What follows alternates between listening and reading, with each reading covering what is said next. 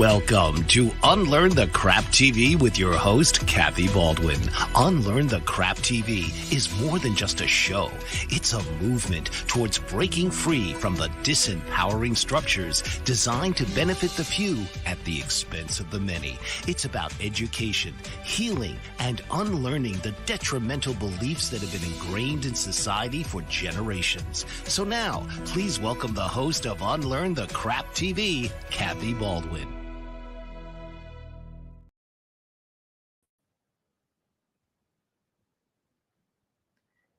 Hello and welcome to Unlearn the Crap TV, debuting on Women Thrive Media. We are live on Facebook and YouTube with Women Thrive. This is a huge, huge moment for me and the Unlearn the Crap community to be partnered with Women Thrive and be able to share the message that we all have everything we need within us already, that we are good enough and we are ready, and this is our time. Today's show is so special to me for so many reasons. And one of them has to do with the fact that we are celebrating the culmination of a project that I've been working on with our guest, Melanie Warner, for about a year now. Next month, our show is going to be her show with me as one of the contributing experts and guests is debuting in November. And so I could not think of a more exciting way to start Women Thrive with Unlearn the Crap than bringing Melanie Warner in. And I want you to get to know her and how she took her journey, her vision, all of the synchronicities, and turned her own crap into gold and beauty that we all can get value from. Could you please welcome Melanie Warner from Defining Moments to Unlearn the Crap? Hello, beautiful. Hi everyone. Thank you for having me. Oh, I could not think of a better first guest to have as we expand Unlearn the Crap and bring it to Women Thrive. Oh, this is awesome. What a great platform. I appreciate you inviting me here. This is amazing. Looks like an incredible group. Absolutely, absolutely. You're an amazing company here. Let me start by explaining to the audience what Unlearn the Crap and what was Recipe for Wellness and what my defining moments and all of the accumulation of people that we're working together are dealing with. But let's address the elephant in the room. We are in a time of unprecedented, fast, exponentially moving changes that are happening in the world. We know that in the last 100 years, we have gone from horse and buggy to self-driving cars. We have gone from cash to credit to Bitcoin. All of our systems are buckling. The rate of change that futurists are predicting are going to create more millionaires in the next 10 years. It's going to take another 100 years of change we're going to see in the next 10 years. And it's leaving people lost because our systems cannot keep up with this rate of change. They're going through their own transition. And there's so many people who are lost and seeking answers and looking for a way to become self-empowered and step into their own purpose of what this world is. And the beauty of what you do, Melanie, with Defining Moments, and the beauty of what you as an executive producer on this brand new show that's debuting on PBS next month, Recipe for Wellness, does is you take that confusion, that seeking of answers, and you help people transition into their own empowerment. But it hasn't been easy for you, has it? No, definitely not. And I appreciate everything you just said. I mean, we have seen it. I've seen it in my own industry. We've seen things moving faster than the speed of light.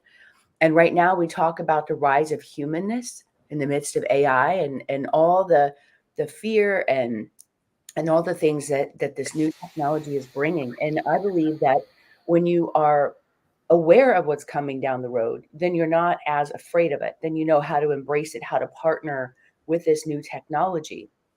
And like you said, Kathy, 100 years ago, we, our transportation, the way we lived our lives, our systems, operations, everything were complete. Everything was different. And so the fact that things are moving so quickly, it's because we as humans have learned to adapt. And so as we adapt, the more we adapt, the more we push the envelope to that, the faster things change around us. And it's like the universe, the world has been waiting for us. And so there's a lot of people that are feeling left behind. Yeah. Especially when you look at some systems that are so antiquated, like food and medicine, and that's really the impetus of the show, is disrupting that antiquated food pyramid that we all learned about in school growing up, that is complete BS. I think we can say that now. We all know that we don't have to eat all of these foods every day, this much quantity of food, and the portions have increased as well. So the things that we think that we're consuming as food are really not considered food in a lot of ways. So there's a lot of things that are happening in that industry as well that is disrupting that whole industry of food and medicine. And so we really felt like this was a timely space to do this show, and we wanted to reach the broadest audience possible. And the way we chose to do this show is to partner with PBS, which is educational television, because it has the broadest market. We have the opportunity to reach 250 million households in one swoop, right? In one place. So it's very segmented. If you don't know, the TV world, just like everything else, has been completely chopped up. In the old days, it used to be 3 stations, right? If you wanted news, you wanted to watch a show, you had 3 options. And there were 3 big networks, and that was it. Things have diversified so much with content and self-distribution and YouTube and all these other things, where now you can see people building their own audience because of social media. Like what happened with Tucker Carlson, right? He basically got fired from this huge position, but he took that power and distribution and created his own audience from that platform. And so one of the biggest challenges that people have today is, in the old days, if you're a journalist, you had to go with whatever platforms you had. And I've been in journalism for well over 40 years. I know it's weird, but I started. You don't look like that. I actually, my very first job, my first job interview was to be a DJ on the radio when I was 15 years old. Wow. And I was growing up in this Texas town. And I thought it would be fun. I'm like, if I'm going to get a job, I think I want to do something fun. And that has been the motivation behind everything I've done my whole life. Like, what am I passionate about? What do I enjoy? Like, that sounds like way more fun than working for my dad, who's an attorney, right? And I did that too. But this was my first real job interview. And I remember I walked in, and it was a small Texas town. And the production manager that interviewed me, his name was Mike Kniezel. Like, imagine the fun we had with that name. So he said, now it's really important, if you want this job, you can't have any kind of regional dialect whatsoever. And I'm thinking, what in the world does that mean? So I was so paranoid that I just was like, does that mean I can't talk like a Texan? Because I don't want to sound like a hick from the sticks, right? I need to sound more generic. And so I just consciously started trying to adapt and not have any type of accent. And I was there for a few years before I moved to California. And it was like, all through high school, I worked there. And it gave me the most incredible education at such an early age in my life. I had no idea the power of the media until I was in the media. And Wow. I could literally say, okay, if I do this, the audience does this. If I command them to do ABC, then they do it, and they call, and they win these prizes, and they engage. So you learn very early on how to engage with people and what people like or what they don't like, because it's live radio. And believe me, there's a lot of stories there, funny things that happened during high school. Like people came to visit, they weren't supposed to be in the studio. Um, that's a whole other show. Let me tell you, girl. It's like, but it gave me this great foundation for really understanding the media.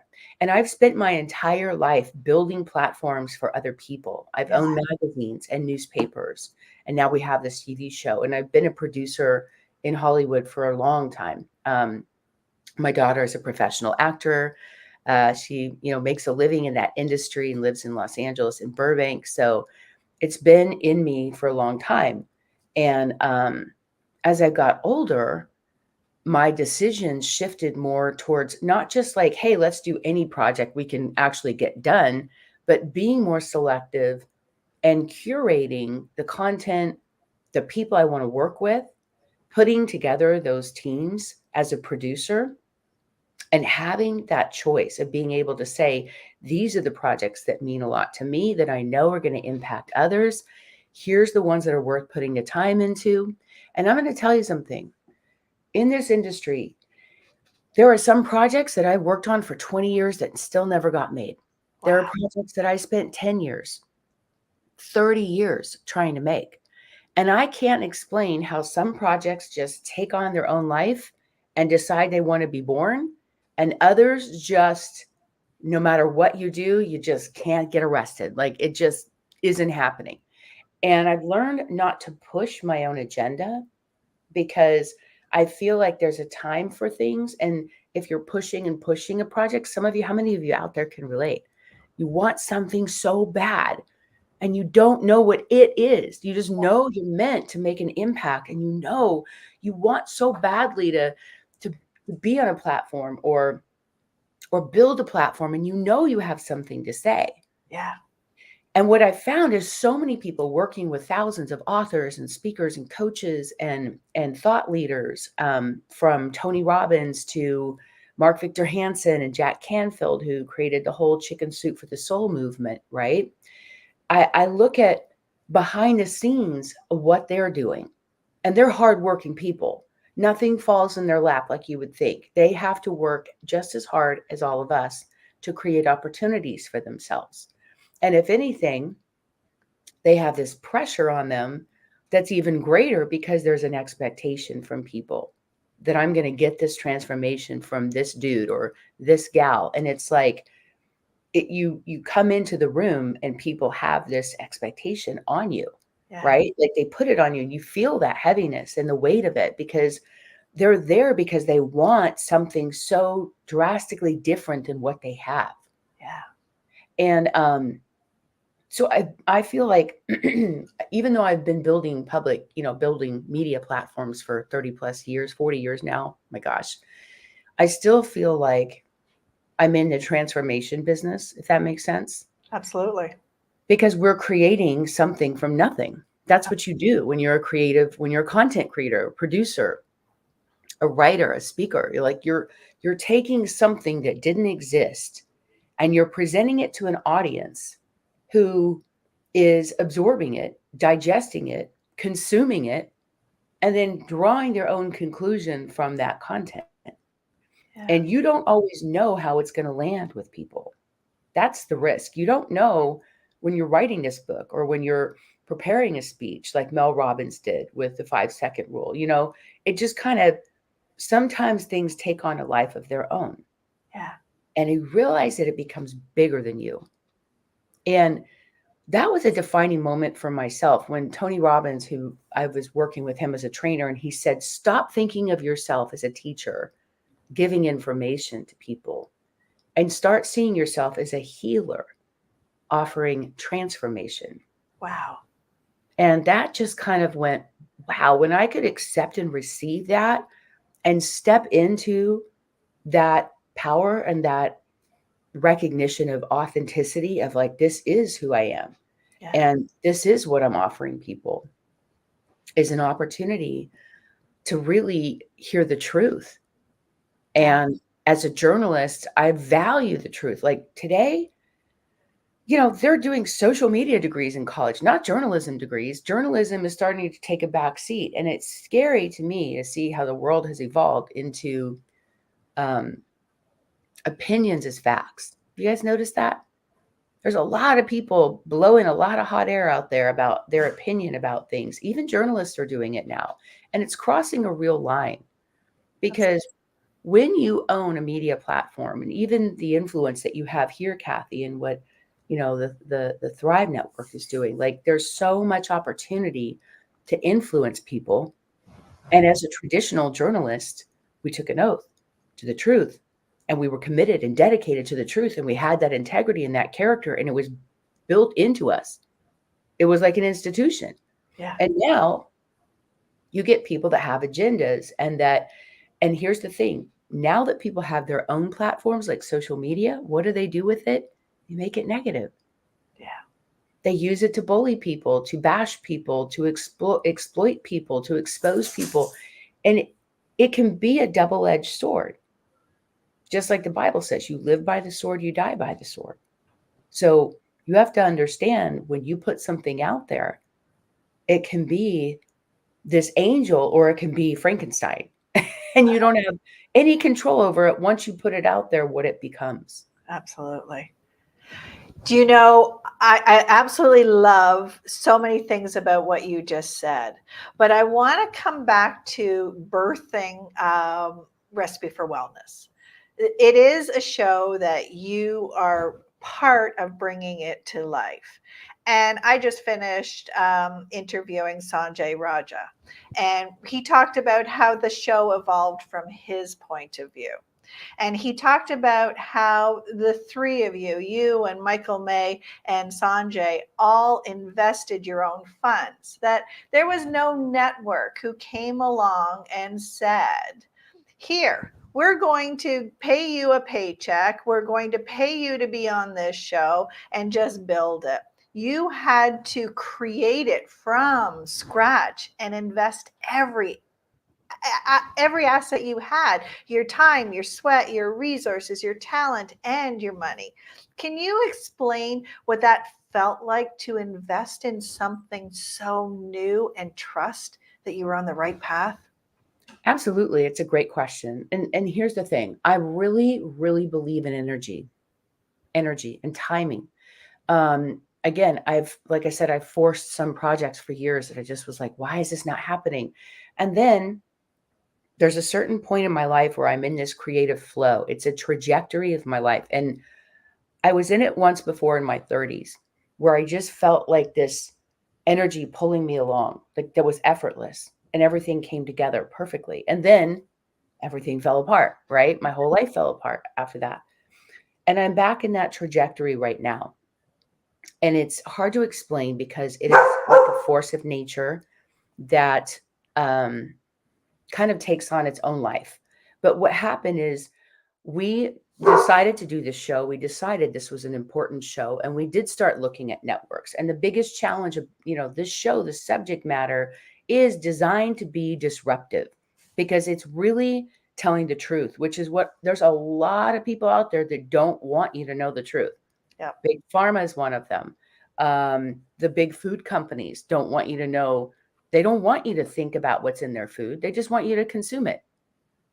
And there's additives and things that they put in there that literally make you addicted to it. And it's almost like an over-the-counter drug dealer. If you think about it, like food is medicine.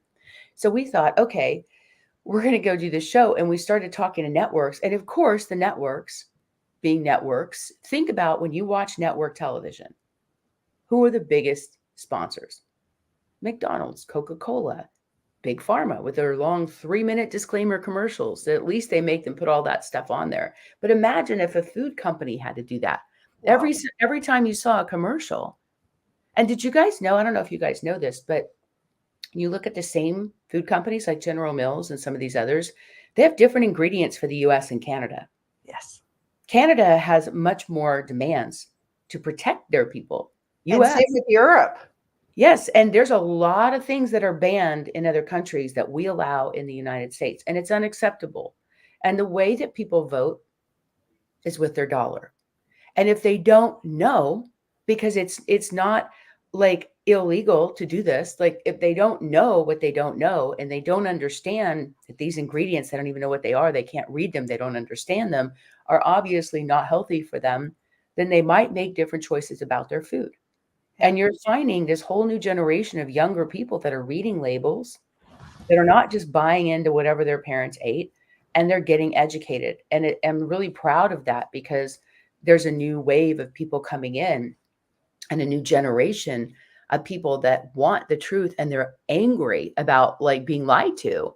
And so when we started pitching this, we're like, this is never going to work on a network, because I've done network stuff before and they literally tell you what you can and cannot say. I've had authors that we represent that are on television, major networks, and right before they go live on the air, they're told, you can't say this, you can't say that, you can't do this, you can't mention this word. And we're like, what are we supposed to talk about? you know? And so part of doing this was also creating a platform for a lot of our experts at Defining Moments, which is my company. So we actually curate experts. We bring in people that are subject matter experts, and we help them write a book and become a best-selling author. Then we leverage the bestseller status into being a speaker and being featured in the media, being an expert witness sometimes in trials. Like they literally become the go-to expert in their industry. So there's a lot of platforms that open up to somebody that is truly an expert. And the challenge I also found on the other side of the creative side, there's a lot of people who think I have something to say. They want to get on a big platform, but they don't realize that they don't have a way to monetize it. Right? Like if you go on Good Morning America and you don't have a book or a business or a way to build a list or something on the back end, then you can impact that audience, but you really can't interact and engage with that audience if you don't have some other way to drive them to you. And it's kind of this new thought in, you don't see transactional television. That's not what I'm talking about. And we, with our networks, that we work with, don't allow that. Like you can't promote something if you're on our TV show. So we want to make sure the people that we brought in who are experts became partners in the show. They helped become a sponsor of the show. So if you watch a lot of promotional, educational television, it'll say brought to you by such and such organization. We basically funded our whole show through sponsorship, which was a very unique angle. Now, I also worked with Mark Victor Hansen, Jack Canfield behind the scenes with them. They were my mentors when I wrote my first book and in my series of books. And then I also got to know a little bit about Wayne Dyer. And if you look at how they built their brands into household names, it's because of their partnership with PBS. However, they spent millions of dollars creating those opportunities, and they made 10 times their money back from that audience. So they found a way to monetize that was truly unique. So what we did is we created an opportunity for the show where we could, take like every single expert on the show is one of our clients. We literally brought people in who are an expert in health and wellness, food, nutrition, fitness, exercise, alternative medicine, anything to do with food and wellness. Or like me, unlearning the crap that made you sick. Absolutely. The mental side of the mental health side, there is truly an epidemic for mental health in our society. And we're all very much aware of it. And we're seeing, this young generation of people as young as 10 years old who are contemplating suicide. And it's just unfathomable to me that our kids have lost such hope in the future, that they're at that stage and phase at such a young stage that they've lost hope in their life, or that they're suffering from mental illness, misdiagnosed things. They're being put on medications at a younger age. I was at a birthday party and I couldn't believe there were 3 generations of people on pills. There was a 5-year-old, her mother and her grandmother, and they were all 3 talking about they needed to go home and take their meds. And I just couldn't. I was like, is this what has become of our society, that we're so dependent on medication, even at 5 years old? Like that, there's something wrong with that. Yeah. And I think the thing that people aren't aware of is that there are American food companies put certain things in your food that will make you end up in an American hospital, to where you're dependent on the American healthcare system and insurance. And then you need the American pharmaceutical companies to bail you out. So the FDA is a conflict of interest. The food and drugs should never be in the same sentence. Food is medicine, not drugs. And if you consume that much of processed foods, we all know from research and thousands of studies that it is harmful, right? Yeah. Just like many years ago, when cigarettes came out, they used to have doctors smoking on all the black and white films while they're doing the paperwork. They're smoking while they're doing the doctor paperwork. Like, what a joke. And it wasn't until 7,000 studies finally came out that said this causes cancer, that it finally forced their hand to admit it. Yeah. And did you know, in other countries, this is really interesting. When I went to Austria and I went to Europe, I was at a hotel, and I go to a vending machine. And first of all, they have like beer and wine in the vending machine, which is super weird. But then they had this package, and it had this picture of rotting teeth. And I was like disgusted, like, ew, what is that? What kind of marketing is that? And then I realized it was cigarettes. And so the only way they're allowed to sell them is if they put pictures on the outside of the packaging of what happens to you if you smoke these things. That's the same in Canada.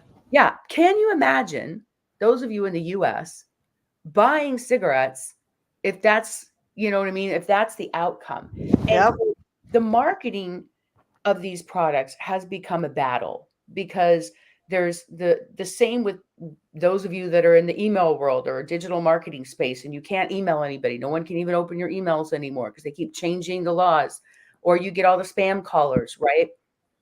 And it seems like the spammers still get through, but then you can't even talk to your own audience anymore, right? So you can relate to both sides. If you're trying to sell a product, you need to put the benefits of the product out there. Yeah. Imagine trying to sell something and having to put the reality of this product will kill you, and still trying to figure out how to get people to buy it. So that's half the battle, is education and consumers demanding the truth. Yeah. They don't know the truth. They can't vote on it. They can't ask for it, and they can't buy it. Absolutely. That is one of the things that I absolutely you have built, and Sanjay said how the show has evolved and taken on its own life when it was created, is because most television shows are entertainment. And if they're a little deeper, like they are on PBS or other educational channels, then it's education. But that still leaves people in the gap going, what's next? What do I do? And because you are partnering with people who are actively part of the solution, integrating transformation into this TV show, that it is becoming bigger than anything we've ever seen before. Oh, it's amazing, Kathy. I mean, every person that's been in the show before the show has even aired, it's like this audience is ginormous. First of all, 250 million households is more than any other show. Like that, the opportunity for this is bigger, I have to say. And it's because right now the TV world is fragmented. So if you've even anybody tried to watch a football game lately, and every week it's a different app, and it's maddening. There's no consistency anymore. It's not like one network buys the rights because they can't afford it anymore. It's gotten so expensive. And yet the market has become so separated and divisive. And so what happens is when we partnered with PBS, not just PBS, but a distributor that goes to every public television network out there, it means people don't have to pay just for access to the show. And people don't realize, but each market is independently owned. So when the distributor goes out with our show, they had 100% acceptance, meaning every single market agreed to run it. The show is going to air over 5,000 times, which, most shows, they do streaming. They have a certain time that they air. So this is over the next 2 years. And every station, every market has their own schedule, but we have that Saturday or Sunday morning time slot at like 10 a.m., which is really important. And the cool part about this is that they're also using our show as a flagship for their new signature network. They're launching another network called Fit TV. Wow. I think that's the name of it. And it's going to be an international streaming as part of this process. So they're seeing our show as an opportunity to build and expand their own network, which is really cool. So they're using that. We're getting a lot of extra publicity from that as well. We've also been approached by syndication markets, people who want to help fund season 2. And we just want to make sure when we bring people on the show that there's an alignment with the message, right? This is really, really critical. So we literally handpicked the people that we felt had an amazing message, people that we knew their heart, we knew their intentions, we knew everything about like who they are and what they stand for, like you and so many of our other special guests that came on the show. Not only are they smart and educated in their field, but they've got the science to back up everything they say. Like one of them is a doctor, Dr. Helene Bertrand. She's been a medical doctor for 55 years. She's retired. She's in her 80s. And she's like, thank goodness I can actually heal people now, and Absolutely.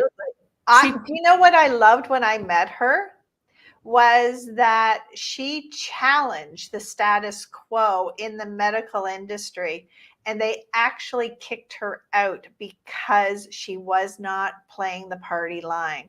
And absolutely. She wasn't keeping the secrets anymore. And the truth is, she created this pain cream and also a lot of modalities, healing modalities that do not require surgery or medication. And they don't like that. The pain groups, all the doctors out there that make money off that, pushed her out of their society and would not give her the platform and the voice. So we're like, hey, you can come to our platform because here's the deal. Somebody might have a loud mouth out there, but we have a bigger voice in this concentrated way with this show. And there's also a very specific responsibility. And we're very much aware of the weight of that and the gravity of that.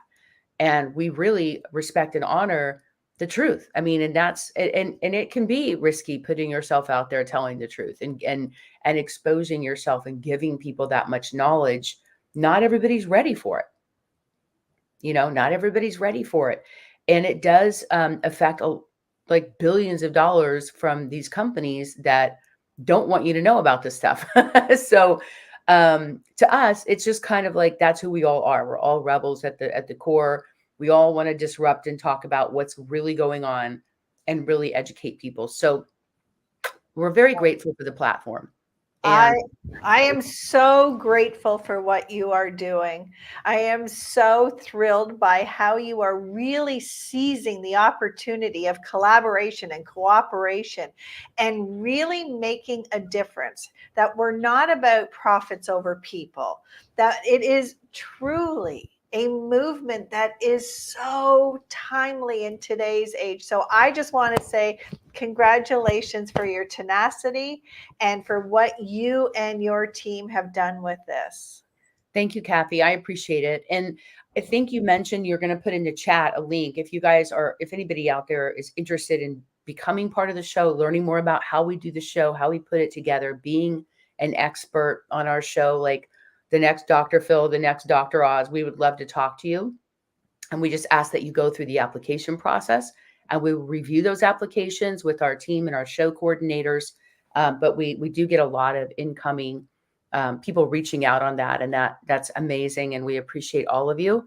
So we are going through those applications for season 2, and we're also working on season 3. No, that is so exciting because it has not even aired.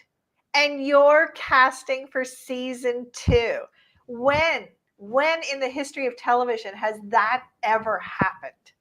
Well, absolutely. I mean, and we already have everything planned for season 2. So, oh, by the way, in season 1, and this is where I think it's important. When you talk about, you guys want to know how to get these projects made, it's the same as a book. It's when you create any kind of content, it's about collaboration. This is not an isolated event. This is not me as one person single-handedly producing a show. There's a whole team of people that were in the background of this, not to mention just our experts and people in front of the camera, but our photographers from Hollywood, and he's won an Emmy, and our directors won an Emmy. And like, we have this amazing team that does movies and television, and they're all so talented. Our host is a celebrity who's been in Hollywood movies and TV for years. He was a former MMA fighter. He knows a lot about medical needs, nutrition, fitness. He's an expert speaker on wellness, and he does a lot of corporate health presentations and things like that now. So he's been in that space for a while, Sanjay Raja. And I love, because when I first met Sanjay, one of the first things he said to me was, Americans have the most expensive urine on the planet. And it made me laugh. And I'm like, that is so true. I mean, how many times are we buying these supplements that we think are actually doing something, and they're really not? So he does not endorse very many products. He is very picky about everything that goes into his body. And I listen to everything he says, because it's really gotten me back on track with my own health. Like, I've learned so much from all of you guys, all of the experts, where I have no pain in my body. I have this amazing quality of life. I have no illness, no sickness, knock on wood, but it's just being consciously aware of the things that we are unconsciously consuming. Yeah. We don't even realize are actually doing the opposite of what we think they are. And so all of those things we go through. But what was funny is when he said, okay, we're going to film this, and I think we're going to film in Florida. I said, okay, now that we're going to go this route, we need sponsors. I thought, I only know one person in Florida who owns a business. And it was my old friend, Michael Stewart, that I've known for 30 years. I haven't seen him in 30 years. I pick up the phone, I call him. Are you interested in working with us? He said, absolutely. And by the way, he says, my chef at my restaurant was on 2 seasons of Hell's Kitchen, is Gordon Ramsay's favorite chef. His name is Robert Hess. And he used to weigh 650 pounds. He's lost over 400 pounds. I went, what? And then he was the chef at the Playboy Mansion. So he had this amazing weight loss story. We're like, we have to include Robert. And he said, and my business partner is Joe Madden, the former manager of the Chicago Cubs. And I was like, Michael, you've done well for yourself. So it was funny. We just kind of reconnected. And when you have this big vision, you can attract some really big people. When you think small, you attract people that think small. When you really go big or go home, you attract people with big vision, and you attract the money to be able to do that. Because what people don't have is the platform. Even people that have a lot of money, they don't have access to these platforms. They can't just go put a show out there, right? They don't know how to do all the behind the scenes work. They don't have the team to put it together. They don't have the assets and the experience and the marketing side and the process. Like, there's so much that goes into this. And I will tell you, everything about the show came together in such an effortless way. But here's one big thing that happened. We were supposed to film in January, our first episode last year, 2024. And Michael's restaurant had a fire, and it made national news, and it completely burned down. So it delayed us by a few months. We had to go back and regroup. Okay, where are we going to shoot? Luckily, he had another restaurant right across the street, which was his sister restaurant. It was not the original one, but he got through that, because there was like this crisis mode of, we got to deal with this, make sure everybody was safe. I got to replace my employees. We got distracted by all of that for a few months to get him back on track. And he was such a big part of the show. We didn't want to do the show without him. And so I'm really grateful that he was able to regroup and get us back in there to reshoot and be able to pivot and do it at a different restaurant and still honor all of that part of what we connected together to do. And they've been amazing. Joe and Robert have just been awesome. Their stories are incredible. Joe talked about on the show In fact, if you go to the website for the show, you can see some segments from, season 1, the trailer for that show, which is fun. But Joe talked about what athletes eat, right? Don't you want to know, if you're a professional athlete, or you're a professional football player or basketball or baseball player, your body is your life. Yeah. And there's things you've got to do to take care of it. There's risks you don't take. And they're meticulous about everything they eat and how they eat. And it was almost like, if you're driving a Ferrari, you don't put crappy gas in it and expect it to go somewhere. You take care of that machine. And we take better cares of our cars than our bodies sometimes. And here's the thing. If you don't get anything out of this interview, and this is the only thing you remember, I want you to think about this. If you don't take care of your body, where are you going to live? Yeah. You get one body. That's it. Unlike a car, you can't trade it in. You can get other parts, but they're not going to work the same. You know what I'm saying? But it's like, it is so much cheaper and easier to prevent certain diseases than to treat them. And it comes down to, most of our disease happens, think about it, between here and down here, like our crotch. And that comes down very specifically to our habits and what we eat and how we eat. And if we don't wake up and realize that we are in control of that, and we're not robots, we're not a car just taking whatever gas the owner's putting in us, that we have the ability to choose our own health, and not just what we physically consume and put in our bodies, but what we mentally consume. That absolutely, that's part of the chemical reactions within our body that our food and nutrition responds to. It is holistic. Absolutely. Yep. And you can feel the difference in your body. I mean, I can feel things surge through my body when I have too much sugar, or, I don't eat gluten. I don't eat dairy. That's just me. You know what I mean? And there's a lot of alternatives out there. I was vegan for 18 months, and then it was like, oh, I kind of miss certain things. Everybody's body is different. There is no right or wrong way. Yeah. It's just more like, there's some things that we know for a fact are easier. The microplastics are a big deal right now. They're in everything. We know emphatically with scientific evidence that they do cause cancer. Yeah. And there's microplastics in all of our meat, whether it's vegan or not. It's the way that the meat is processed and the way it's packaged and shipped. We are consuming these microplastics. So, what can you do about it without going and having your own farm and living in a sustainable way? You don't have to get that, extreme. But a lot of it is just really understanding and supporting those products and companies that are more holistic, that have that alignment with your health, as opposed to just lining their pockets. Absolutely. Melanie, this has been an amazing conversation. And like I said, was so honored that you agreed to be my very first guest of Unlearn the Crap on the Women Thrive Network. And what you've brought to this conversation is so vast. I mean, first of all, you brought your own story of tenacity. You shared with us what is involved in actually making a dream come true, that we can't do it ourselves, that we must be in community, we must be in these collaborative, and we must be able to ask for help, which is something that Unlearn the Crap talks about all the time, is that we've been taught we're supposed to know it all, do it all by ourselves. And that is meant to keep us small. It's part of that message. And so as we wrap up this conversation, which I know you and I could go on for hours, but unfortunately we are running out of time. Thank you for inviting the audience to be a part and reach out and see if they're aligned with the Recipe for Wellness show.